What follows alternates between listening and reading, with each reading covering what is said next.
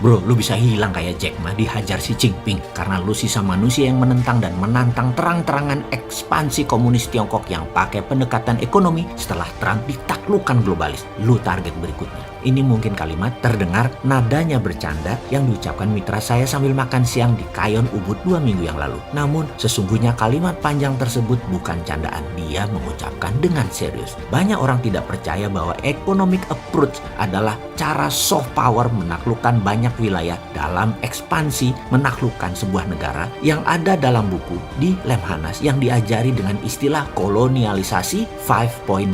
Pengajarnya dulu adalah mentor saya, pejabat senior dunia intelijen pensiunan bintang 2. Kemarin dia pun kembali menanyakan status di sosmed IG terbaru saya yang mengupload karikatur bergambar seorang terpidana akan dihukum mati dengan kepala bola lampu, yang mana semua yang hadir dan yang menghakimi serta yang mengeksekusi adalah berkepala lilin, dengan kalimat di pojok kiri yang arti sederhananya adalah mereka berusaha menjatuhkan kamu karena kamu berbeda, di mana kalimat di bawahnya ada kalimat tambahan dari Bosman. New Mind berjuang berat di awalnya melawan penguasa kebenaran sementara para Old Mind. Semangat! Maka saya berkata kepada mitra saya bahwa ke depan informasi yang Bosman akan berikan masuk ke sesi kedua dari cara cerdas bernegara yang sudah hampir 500 video kita terbitkan dan tuliskan ini selama 1,5 tahun. Sesi kedua ini lebih merincikan Mardigunation, sebuah konsep bernegara new mind. Kita tahu old mind dan old system doesn't work, harus diubah, diganti,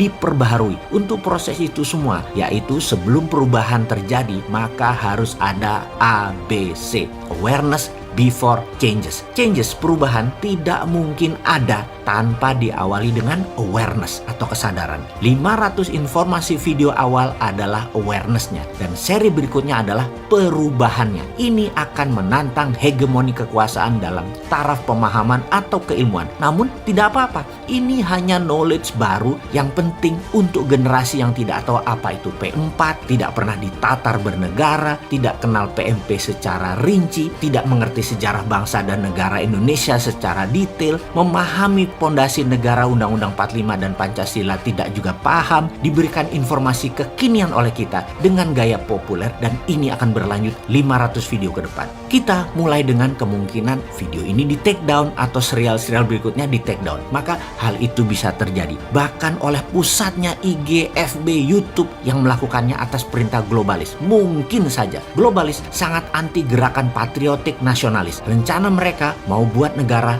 less important, negara menjadi kurang terlalu penting. Sementara kaum patriotik nasionalis menguatkan kekuatan dalam negeri, kekuatan anak bangsa terlebih dahulu, baru berurusan dengan luar negeri, perusahaan multinasional, dan jaringan globalis. Nasionalis bisa melakukan apapun untuk proteksi bangsa dan negaranya. Misalnya menaikkan tarif masuk, membantu habis-habisan perusahaan Indonesia di luar negeri. Sementara globalis dan negara besar berusaha keras agar proteksi barang masuk ke negara nasionalis tidak terjadi. Mereka akan cari cara untuk proteksi tersebut tidak diterapkan oleh Mardigunation misalnya. Mereka akan cari akses supaya Bosman tidak terapkan masuk barang dimahalin dengan pajak atau barangnya tidak bisa masuk karena 100% diblok. Cari pejabat yang pragmatis dan oportunis, pasti mau duit. Mereka punya cara untuk mempengaruhi individu. Dan kita tahu yang dahsyat adalah mereka sudah kendalikan media mainstream dunia yang mana akan digunakan untuk menekan kaum patriotik nasionalis dari memperlihatkan keburukan penguasa mereka yang mereka target